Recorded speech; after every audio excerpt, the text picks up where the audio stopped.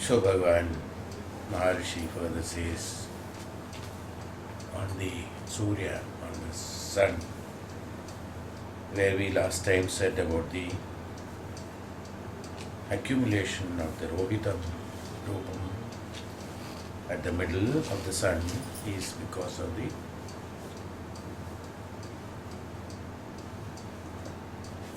experimental experiences that has been derived by those rays, and then they accumulate them in this. And it's called red, which is known as activity, and that is the Rigveda. Is based on the Brahmana of the Rigveda, which is activity. So Bhagavan says in the section 2, Atha yo asya dakshina rashmayasta eva asya dakshina madhunadyo yajum sheva madhukrido yajurveda evam pushpam ta amrita apaham atha yesya dakshina rashmayasta. Is it about the northern rays we were talking about the last time? And now see, is it not?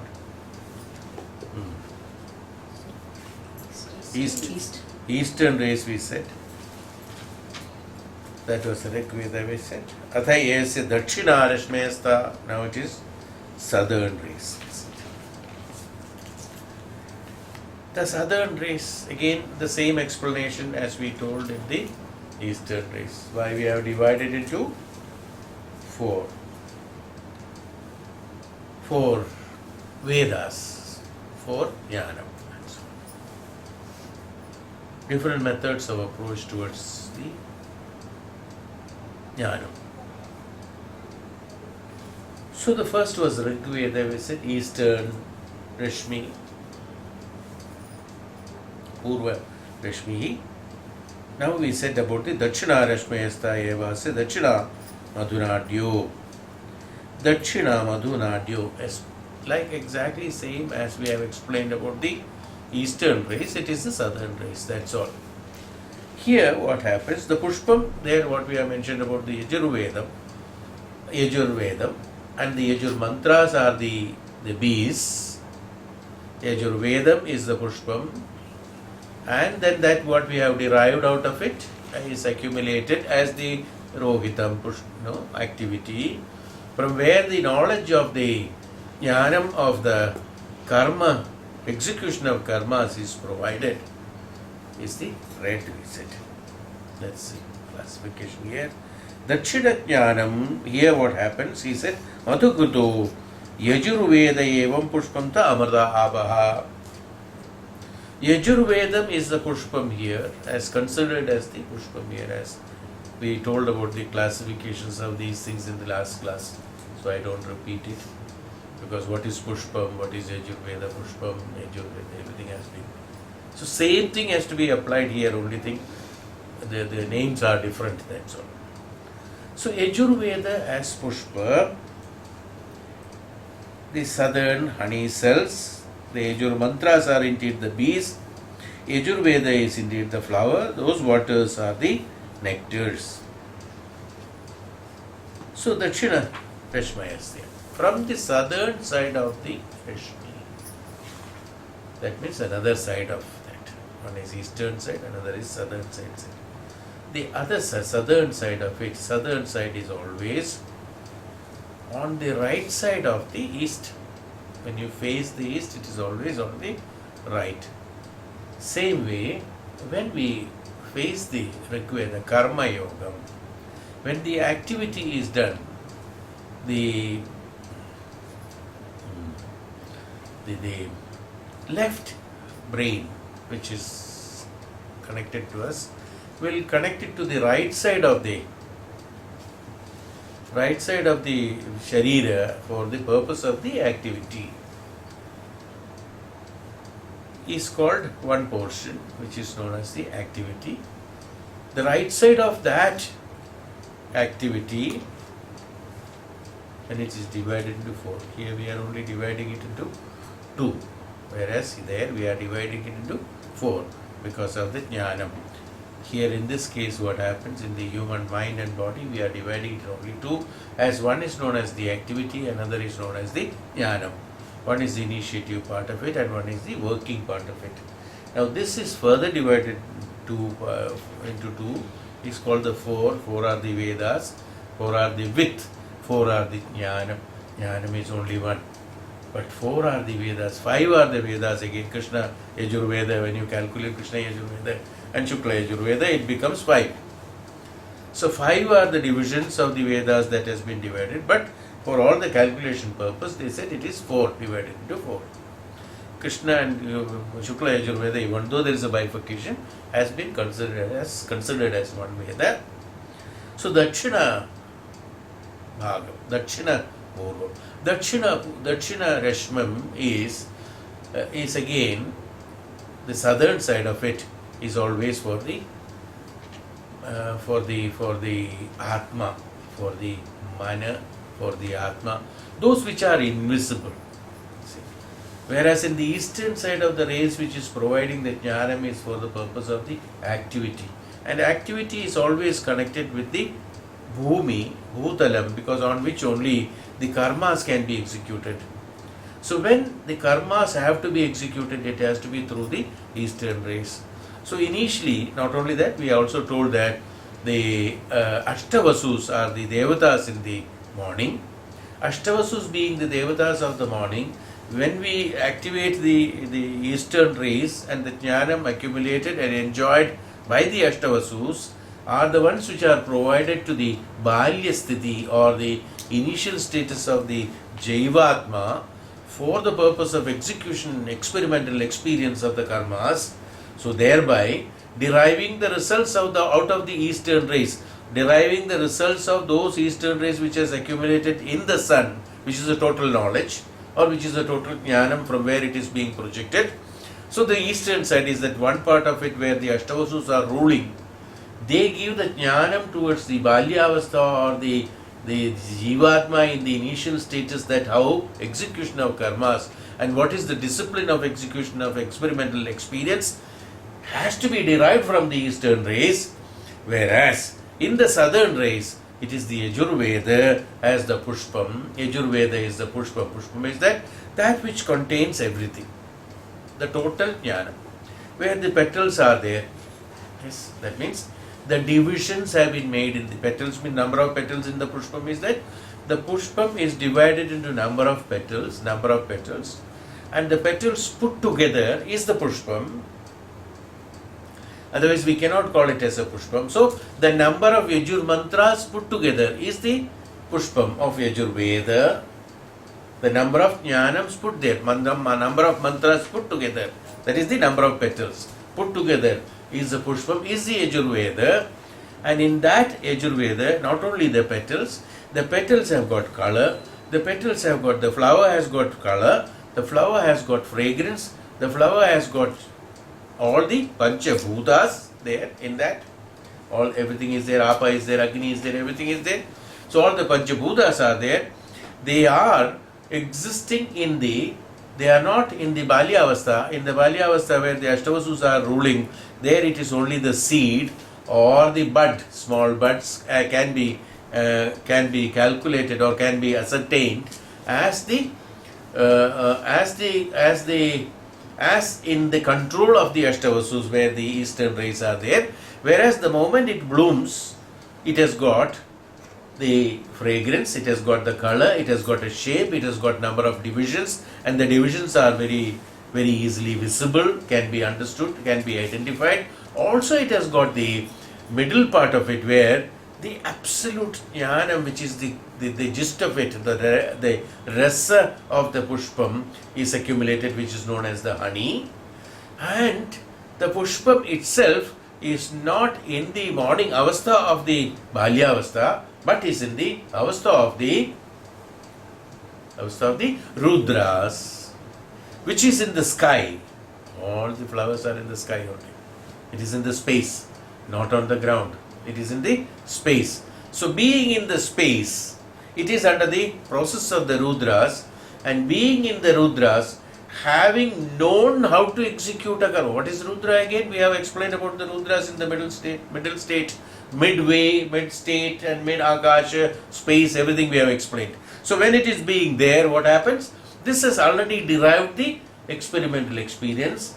Having gone through the Brahmacharyatam in the younger days, having gone through the discipline of the Brahmacharyatam, the devotion and dedication of the Brahmacharyatam, the devotion and dedication, absolutely dedicated. Why the bud is totally closed? Before being the pushpa, the bud is under meditation. Closing all its properties into it, because it is not known that how this has to be utilized. Before it is utilized, it has to learn first, it has to be trained first. So the bud in the state, now you see the bud is always in the, like this. Okay. What is that? The point and the triangle, the principle of triangle is that the meditation, process of meditation is the triangle. See, this is the triangle. Process of meditation, the principle of the bud is that the Balya Avastha or the initial status of the flower, Veda, is in the process of meditation. When it is closed, we do not know what is inside when it is not there. But flower knows what is inside. Before it comes into the Rudra Avastha, before it comes into the Avastha of this space, in the Rudra, where the experimental experience have to be ascertained and attained, and the result-oriented function has to be done in the space, it undergoes the process of the meditation. It is not doing meditation after it has come to the Rudra Avastha. Not when I have to execute the karmas that I meditate and try to find out what I am supposed to do next. Flower meditates, decides and determines what is to be done, then opens up for the purpose of experimental experience. There is no doubt what to do, what next to do, whether to open up or not, whether to face the east or the sun or the moon or the down or to up. Nothing, no confusions on that. With firm determination, providing the nectar. This process of the bud doesn't have the nectar. In state of the bud, when you look into it, take out and take it out, you won't get the nectar. Why? Because it is still under the process of meditation. Once the meditation is done, completed, the experimental experience that has to be derived has been ascertained and determined. When it opens up, the nectar is already there. That I have, whatever I have done, the result of that is that nectar that is already provided. Not that after opening up, suppose a bee comes, please wait, I have not created the nectar, you have to wait for some time. No, the flower doesn't say that. Before it is opened up, before whether bee comes or not, my purpose of being blooming is for the purpose of provision of all this, and the nectar has to be there in middle. Honey has to be there in the middle.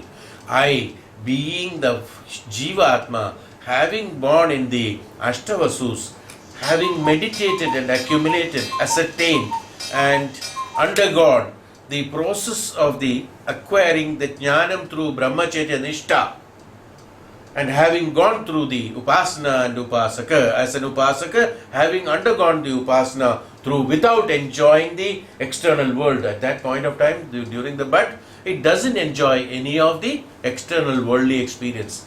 Without enjoying any of the worldly experience, I am within myself, having whatever have been provided by the plant that I am being taken out, and being surviving on that, knowing fully well that I have to prepare myself before opening up, because once I open up, I will have to face the jnanam, I will have to face the sun, which is jnanam, I will have to face the panchabhutas, I will have to face the experiences the others will derive out of me, not that I will derive out of them.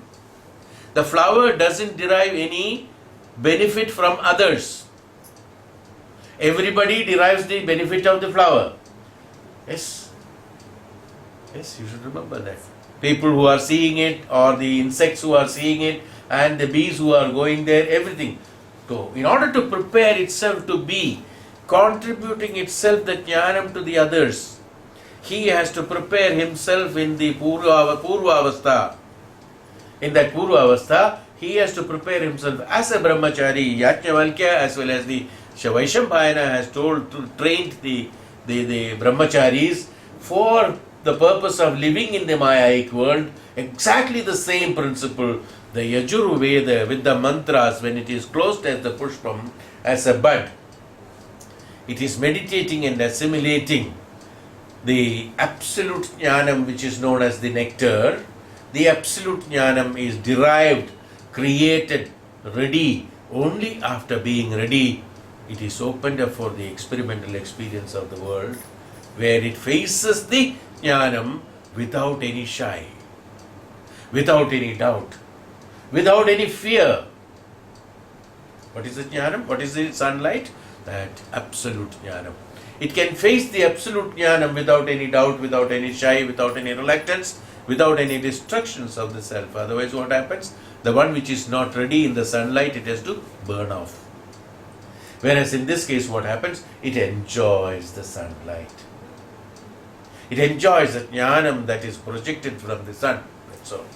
Whether it is red part of it, Rohita Avastha, or it is the bright part of it, white part of it, or the inherent black darkness of it, or the periphery of it, whatever it is, it enjoys it and provides the nectar for the mantras to be separated from that again. Having the number of mantras together, put together, is the pushpa.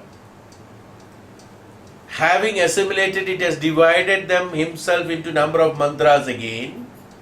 And these mantras have been distributed as petals, as fragrance, as color, as nectar, as this and that, everything distributed for the purpose of others assimilating themselves as the flower. So these different mantras, having the mantras inside the mantra pushpam or the Yajurvedam as it is, with the number of mantras, when it is assimilated, accumulated, it attained the result of it and opened up as the flower, as the Yajurveda. It has provided the mantras as separate number of petals, fragrance, flower, color, and things like that. It has separated. So each one can identify, in case you are not capable. What is the flower telling you, telling others, or telling the world? That if you are not capable of blooming like me, you derive out of these qualities that I have got. You derive from the fragrance, you derive from the color, you derive from the shape and form, you derive it from the nectar, and somebody else someone. Take. It's all divided. From all these paths, if you walk, you will come to the Parabrahman. But I have all the paths in me, is the Veda telling. Is why it is known as the Pushpam. That's a complete jnana. From that, the mantras, each mantra, that is, Maharishi here says that, he says, Madhukrado Yajurvedam hu Yajurvedaha Madhunadyo. Each and every nadi of that, Madhunadyo, each and every nadi of that is the bees, Madhunadyo, the bees of that, which will come in order to derive the honey only from that. See, what is the mantra? Why they have classified the bees as mantras is because the bee doesn't go into peripheral applications. A flower, as I told you, as in totality, when you look at it, can be compared to experimental experience. I get it. How do you go to a flower? How a bee goes to the flower? Because of its color, first of all, attraction. Then the fragrance. By nearby when it goes, if it doesn't have a fragrance, it distracts. So what happens to attract that? It has to have a fragrance. So it has a fragrance. After having the fragrance, then various qualities of that, then comes the middle part of it, which has got the nectar. But the bee goes there, even though the bee is attracted by the color, bee is attracted by the fragrance, bee is attracted by the shape, but bee is not going for the color, fragrance or shape. Bee goes only for the nectar. Bee goes only for the honey. So he derives the honey out of all this and goes and accumulates in the space, Akasha, which is the honeycomb. Akasha is the honeycomb, or the space is the honeycomb. It derives only that. It doesn't take any of these things. So that is why the bee has been compared as the mantras of the Veda. What is that? The mantras are the Veda, derive or contain and carry only the gist of the jnanam, the rasa of the jnanam. Even though it gets attracted by that, even though it sounds beautiful, it has got a rhythm of telling atha yesya dakshina rashmayata evasta dakshina. To listen, it is nice. Artha, it has got beautiful meaning.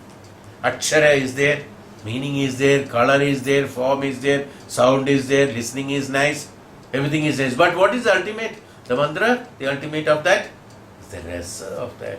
By listening, just by listening, or by singing, or by hearing, or by talking, is not that what is required, the rasa of it. So what is the mantra carrying? Mantra is carrying only the honey. Mantra is carrying only the honey. Mantra is carrying only, that's why it is known as the bee. The bee doesn't have anything else other than when it sucks honey, the whole system is filled with honey only. And it ejects when it goes to the honeycomb. Why the jnanam is derived in the honey? It's a very big principle. No? The comparison of the honey and honey bee is a very big principle of Upanishad. That's why he has not taken any other example. He has taken the example of honey bee. Why? Because when you attain the jnanam, when you have the mantras, the mantra is consisting of nothing but jnanam. Nothing but the rasa, that's called the honey. When you take a honey bee and squeeze him, what you will get? Only honey. Nothing other than that. Is it not? That's the ultimate. So when you squeeze the mantra, what you will get? Only honey. That honey, that mantra, which is the part of it. Is it all the honey? No, it's not all the honey. That is only a part of the honey that is available with the pushpa. Not that.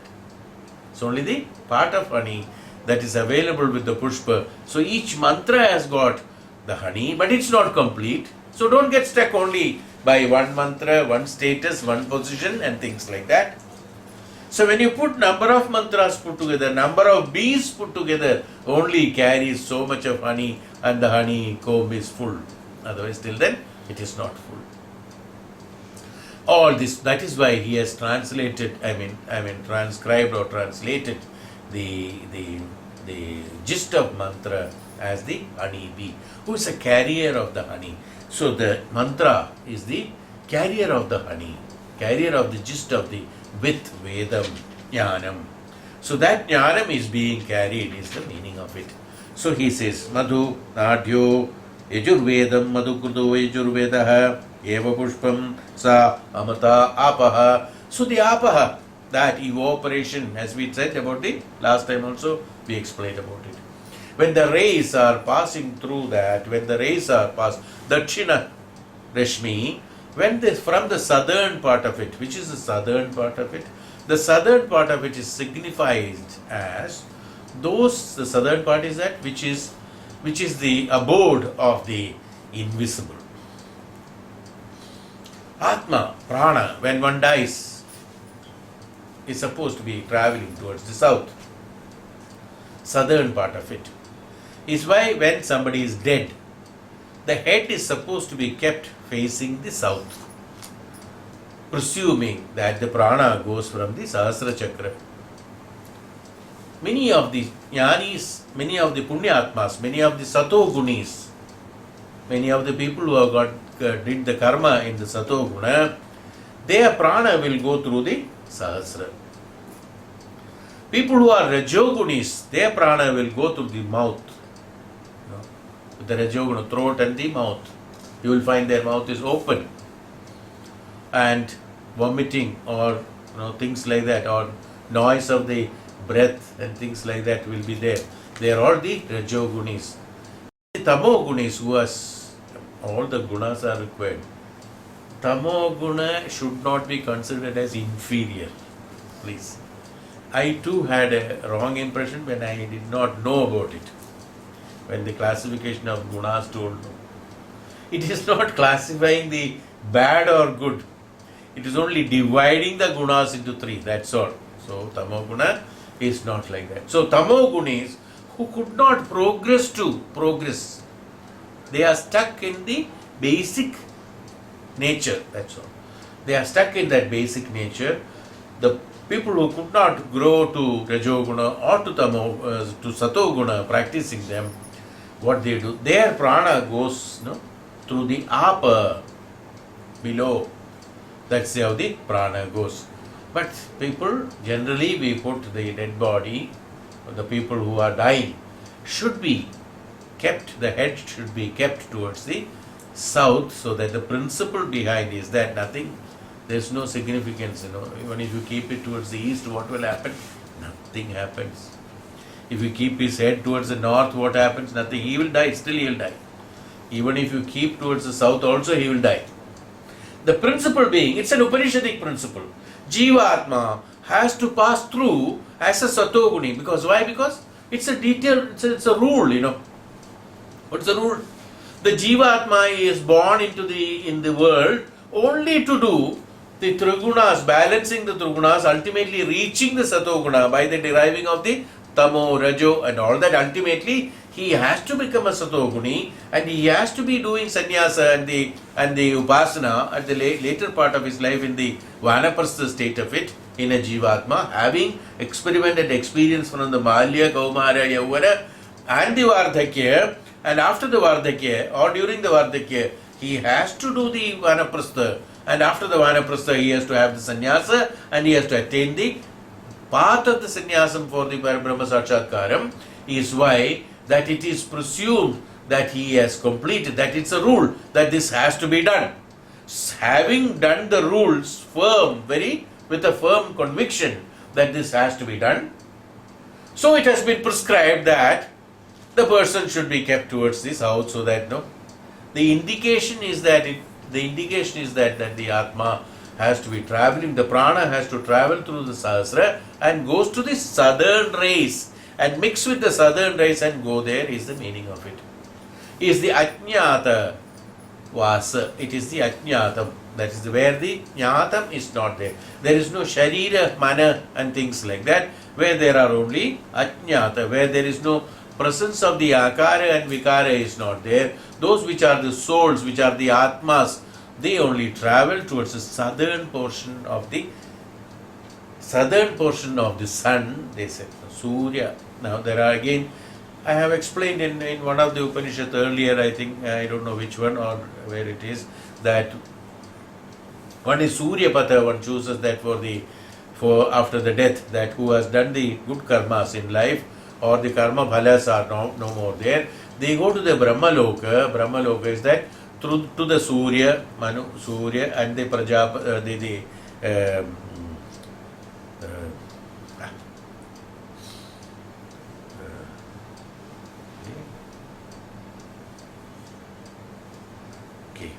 not getting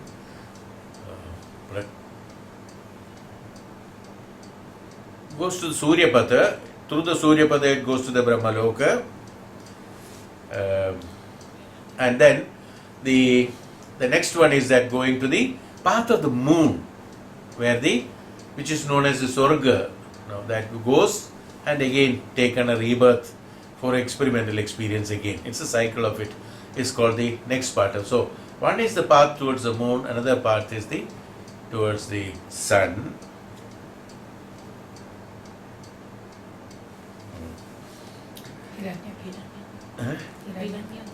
Hiranyagarbha. Absolutely right. Go to the Hiranyagarbha. Right.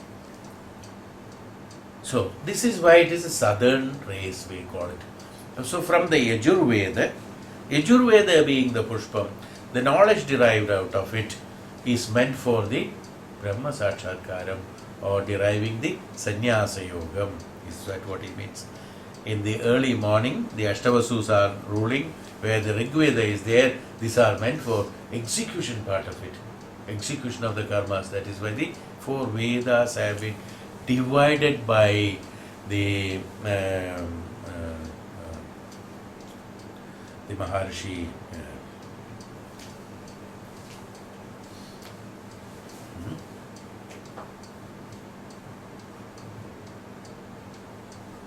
Dvaipayana.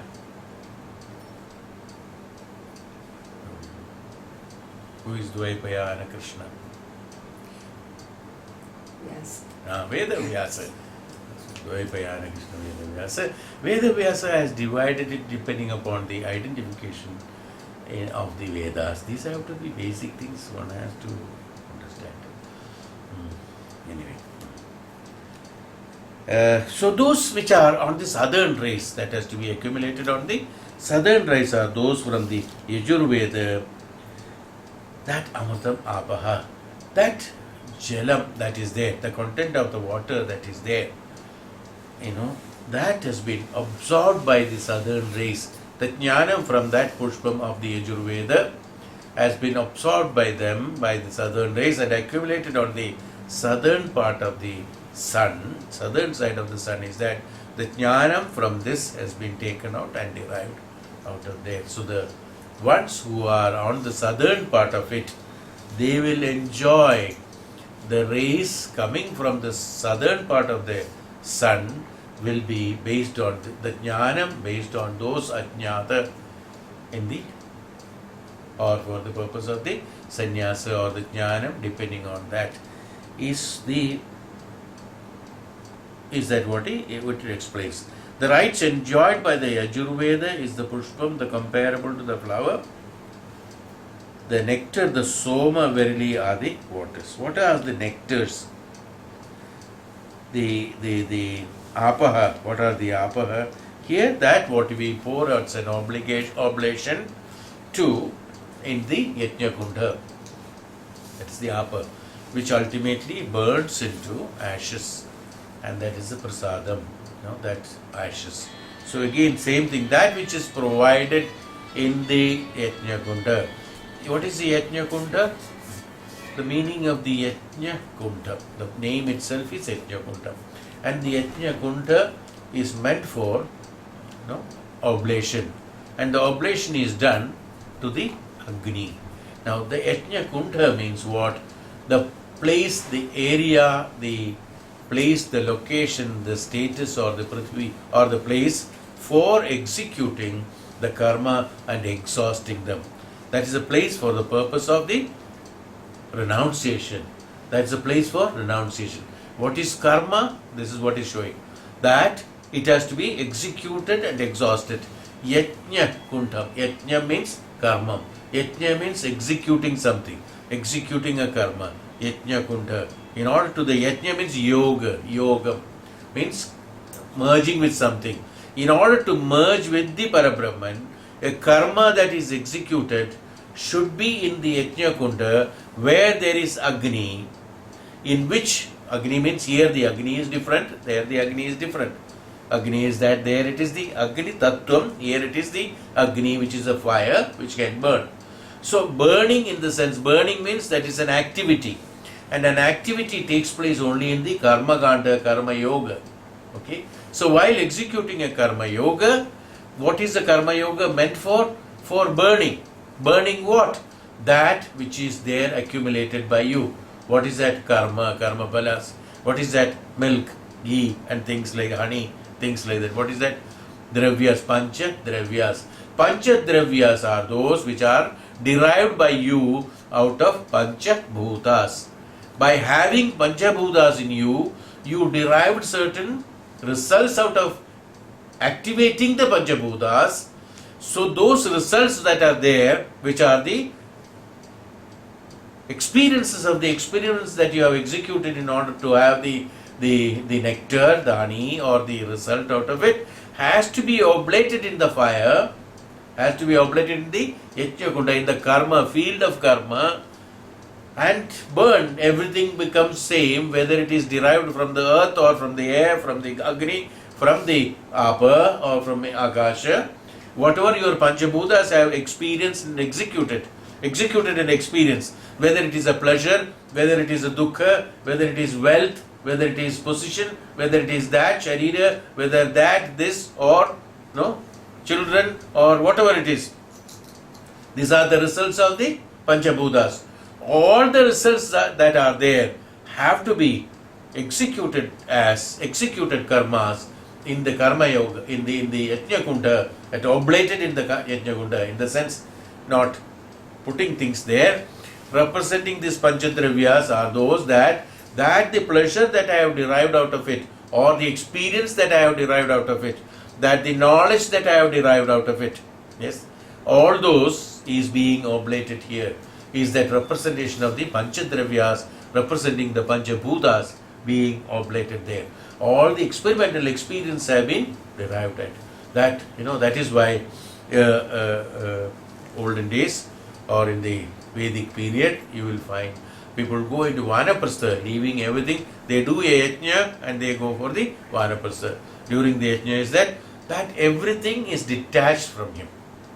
That's the Vanaprastha. Yes. Going after total detachment. Everything has been given to. It doesn't mean that they are not your son, they are not your daughters, or they are not your father and mother, but there are no attachments with them. There are no emotional attachments with them.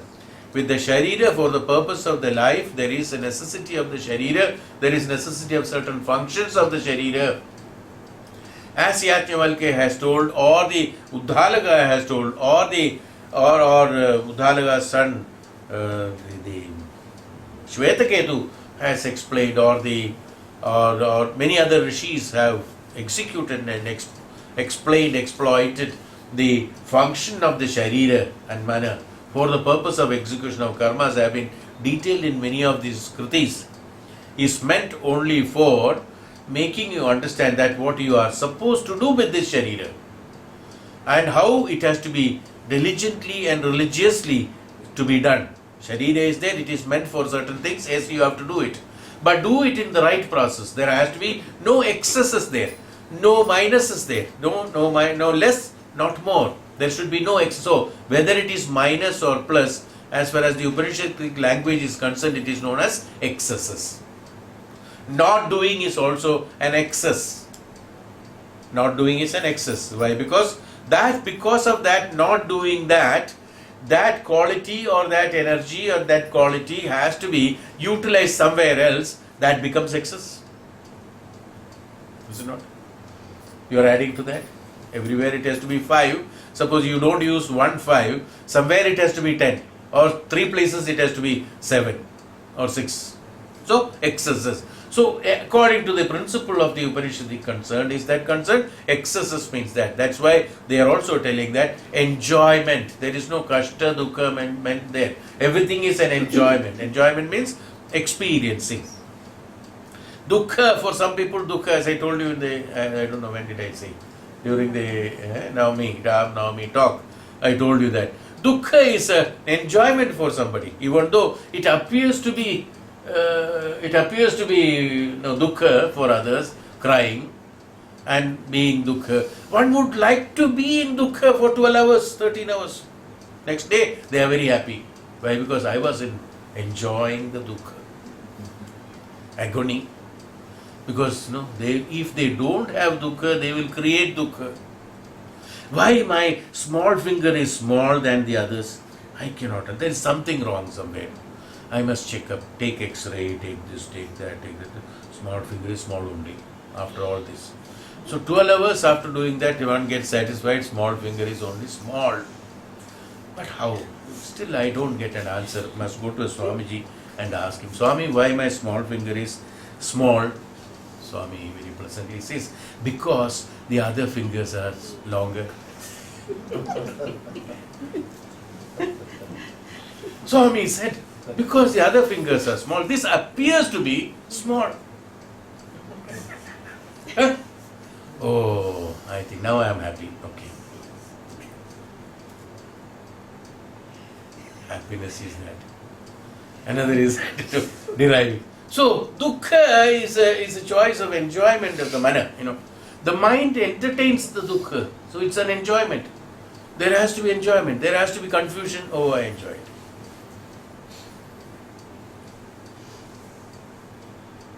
That is why Upanishads said that remove the doubts by neti, neti, naiti, naiti, naiti, naiti.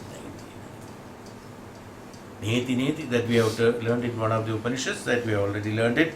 So what happens is that what we said, the nectars of the soma, that which is being oblated, what you are oblating, what you are sacrificing, what's called a sacrifice.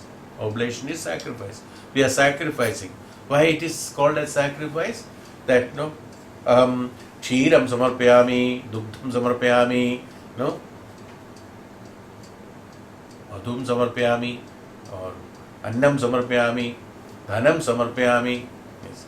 Everything is that I am going to pour on that. And everything that I have derived or that I used for the purpose of experimental experience is not mine. All those things and experiments and experiences I am oblating to you, Agni, and burn it so that it doesn't remain anywhere else, that it has been burned. This is called renunciation process. Even though physically a yajna being done, if it is not done mentally, if it is not understood and properly done, the swaha, swaham, swaha. What is swaha? That swayam is this, that without anything. That everything is being renounced. That status, the renounced status of me is called the aham. That's why swa means mine. Everything is put into me. Where are you oblating? To me only. Where are you pouring things? Where are you renouncing it? Many people, we all think, renunciation or vairagya means leaving things away from us. Even now when I am talking to you, physically we are pouring things into the yajna kunda. So we always have a negative information, even though karmically it has to be there, but it is very right that Maharishis have derived this technique, that detaching from me is the purpose of it. That what I have derived, what I have earned, I am oblating it, knowingly, swaha. Where? The purpose, that's why it is known as swaha. Where it's being oblated? To me only. But not as the shape and form that I am offering, but it has to be burnt and everything will look like same. Whether it poured the milk or ghee or dhanam, dhanyam, anything that is put into the Agni, and the result of it, the bhasma, the vibhuti of that is same. Is milk vibhuti separate and the gridam vibhuti is separate and dhanyam vibhuti is separate? No, it cannot be identified because everything is one. So the vibhuti is one. Whatever I have done is only for one. For what? Just to renounce, just to become vibhuti or dilute it. What is vibhuti? Diluting it for the purpose of what? To have the mukti of that karma pala from me, so that aham, that I be the aham, which is the Parabrahman, I can be the Parabrahman myself. Of these detachments have been relieved. Where does it go? It gives a representation to all of us, vairagya or renunciation. That's why people are reluctant to do this, Why? Because it appears that a renunciation means leaving something from me. Take the shirt out and throw it out. I say, I have renounced vairagya towards the shirt. Throw out the shirt. It is not throwing out. Remember, where it goes. Throwing out means where? I can say when I am talking about the shirt, or I talk about the milk, or I talk about the ghee, or gridam, or the madhu, or things like that, I can say that okay, it is a material that I am taking it out of me, from my container to some other container. I can claim that this is mine and that is not mine. Principle is that what you presumed, the ghee that is there with you, or the milk that is there with you, or the honey that is there with you, or the gridam that is there with you, or the coconut that is there with you, or the dhanyam that is there with you, you claim it to be yours. Right? Is it yours? First of all, everything is borrowed. None of them have been made by you. They are all borrowed, is it not? Annam has been created by the Prakriti. The milk has been created. If we call it immediate step, it is belongs to the cow. even though ultimately it goes to the annam. Annam has been taken by the cow, and the cow, during the process of chemical reaction, it has created a milk. That's all. And from the milk, byproducts have been created. Those byproducts are those, the gridam and things like that. And then the annam itself. So nothing is yours, but you claim them as yours. That is being poured into the Agni, and you say that I am renouncing it from me. This is exactly what is called renunciation. What? That which you presume that is yours, you are renouncing it, is called renunciation. That which is not yours. Is it not?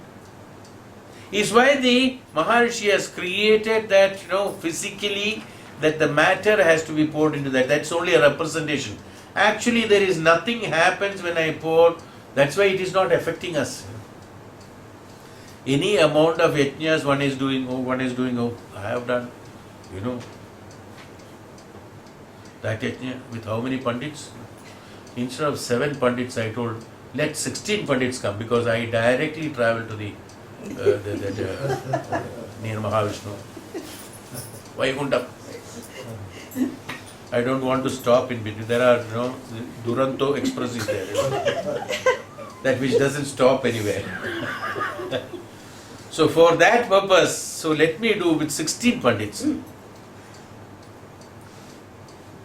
What is he doing actually? It's nothing. More of borrowed material being poured by, instead of 7 people, 16 people pouring it. Now that doesn't become the renunciation. Is it renunciation?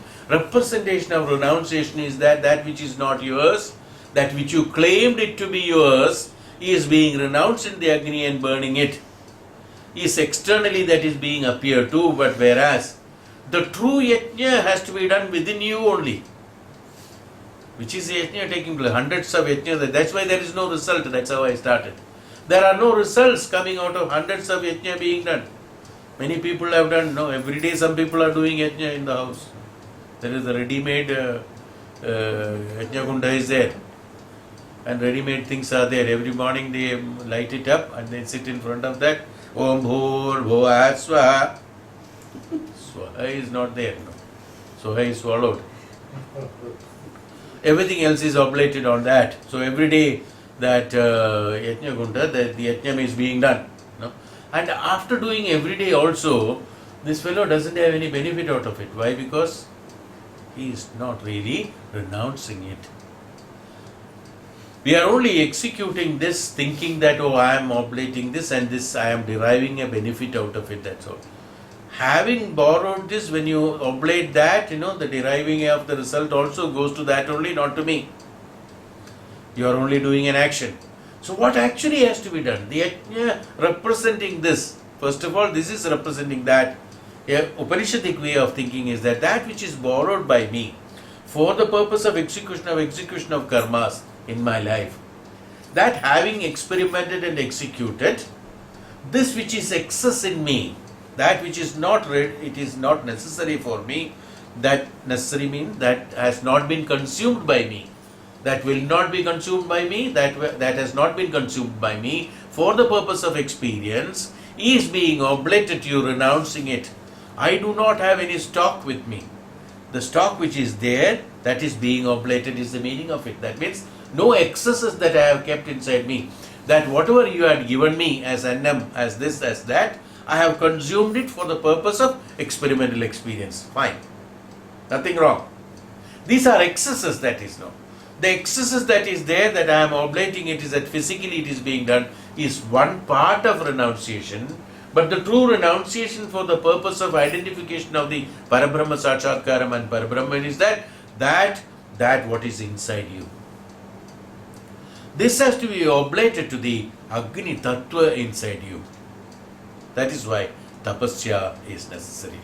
During the process of tapasya only, the true yajna is being taken, the true yajna being taken, the true oblation being taken, true renunciation is taken, true vairagya takes place. That there is no more necessity of it.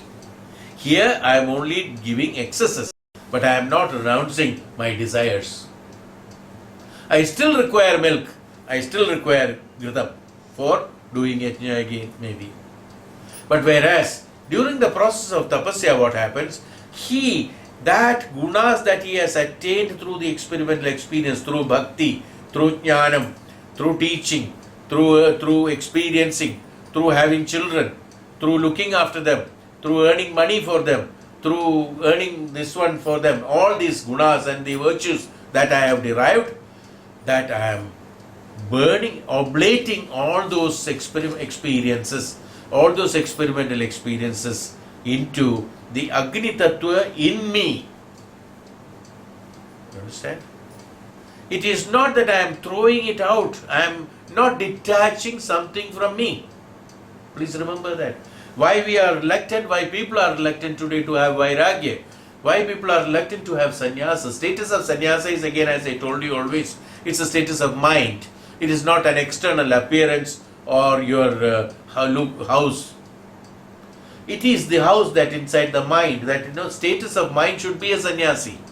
In the status of sannyasa, what you do is that, having renounced everything, having created a vairagya for things, vairagya for everything, is a sannyasi. Vairagya for everything, including attaining Parabrahman, including jnani, including jnanam, result of jnanam, bhakti, everything. Everything has to be oblated. Everything has to be surrendered. Everything has to be surrendered. Everything has to be oblated. Everything has to have the vairagya renounced. Where will you pour all this? Into the Agni Tattva of you. Because it is not in the form of material.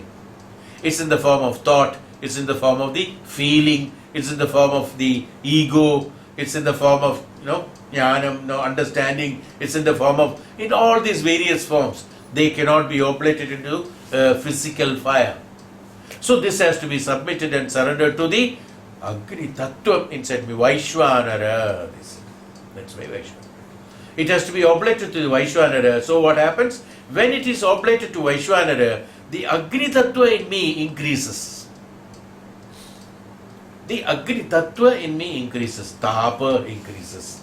Through the Tapa increases. Tapa means the Agni Tattva increases. What is Agni Tattva, as I explained to you last time? Jnanam. What is energy again? It is Jnanam. See, ultimate, let us not beat around the bush here. We have explained that. The Prakasha or the Agni Tattva means what? Nothing but other than the Jnanam. So we attain the Jnanam, absolute Jnanam. See, after renunciation. When you increase the Agni Tattva in you, the increasing of the Jnanam takes place. When the Jnanam is increased or the Agni Tattva is increased, Vaishwanara is increased, automatically what happened? Anything that afterwards comes will get burned in that, will get diluted in that. Is why once attained that Parabrahma Sakshatkaram, once attained the Parabrahma Tattvam, once attained the Jnanam, the renunciation continuously keep on taking place, because that Jnanam is absolutely evoking creating the Agni Tattva in me in place of the others, is that a Vairagi is a Vairagi. A true Vairagi is always a true Vairagi. He doesn't have a desire for anything. He doesn't have a requirement. Why? Because when the Agni Tattva is increased in me, when the Vaishwanara is increased in me, when the Jnanam inside me has been fully exploited and increased me, and in place of all other things, when I have oblated everything else, all other spaces are filled with only Jnanam. So I am the Jnanam.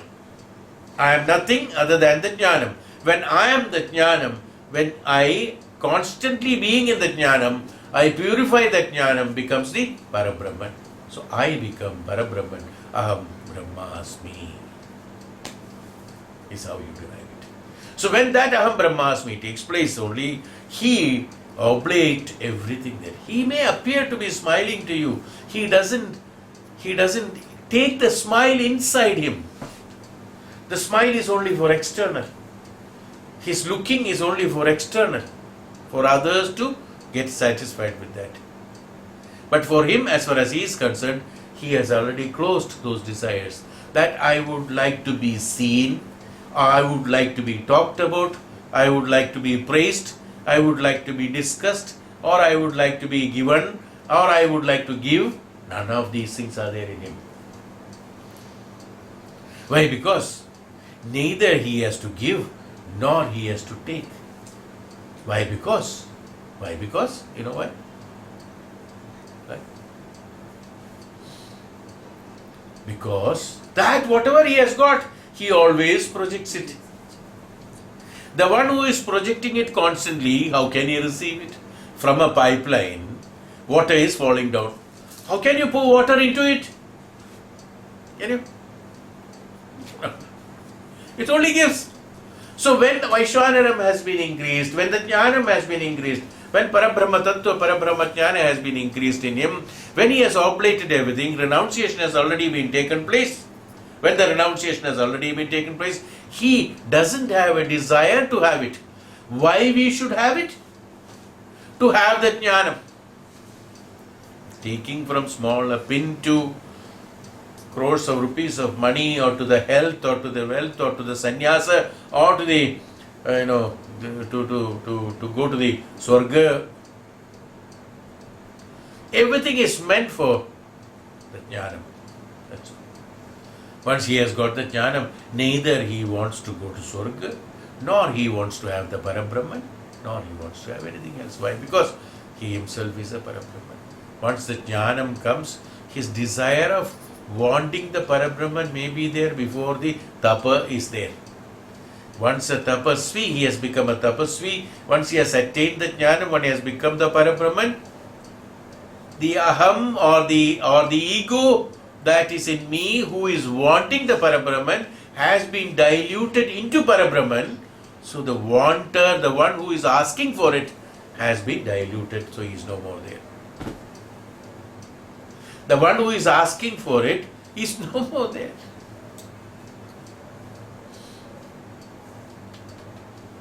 There was a shop here, silver shop. One man has got a owner selling lot of silver butters, selling lot of material. One fine morning, he got a heart attack and died. Selling stopped, shop closed. Giving is finished. Because the giver was there, so when the giver was there, it was giving. When the giver was not there, the giving is not there. And the receiver was there, money receiver was there, so when the receiver is no more there, receiving stopped. The process of receiving and giving comes only till the time he is giving and conscious. The moment it is given, the moment the receiver, the ones who has merged with that, that's called the Yajna Yoga, has happened, it is no more there. The Ahankara in me is the one who is giving. If I say, I am giving you, I am teaching you, I am talking to you, I am learning, so that my Ahankara is there. That Ahankara, there is an Ahankara, there has to be an Ahankara. Ahankara has been created, it's a natural phenomena in the Jivatma. There's no doubt about it. For everything there has to be an Ahankara. I am doing tapasya, there has to be an Ahankara. Fine, that has to be there. But that Ahankara has been utilized for many other things. I can murder, I can steal, I can criticize, I can do this, I can do worst, I can... Has been, the quality, the same thing can be brought into the inferior quality of it. But in the superior quality, I would like to see the Parabrahman. There has to be an Ahankara. When there is an Ahankara, why the Ahankara has been provided is that, who is an Ahankara and what is an Ahankara? What is Ahankara? Again, which is known as the Antakarana, where the Jnanam being transmitted into the mana is an Ahankara. That is the Ahankara. Ahankara is again